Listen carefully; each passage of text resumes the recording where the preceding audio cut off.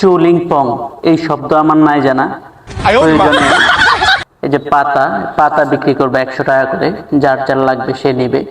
আমি সব টাকা কিন্তু দিয়ে দিব মানুষের মাঝে, জায়গা জমি যা আছে একদম সবকিছু। কে আসবে চ্যালেঞ্জ লাগতে? আসো আমার সাথে চ্যালেঞ্জ লাগতে, আসো আসো, খেলাটা হয়ে যাক।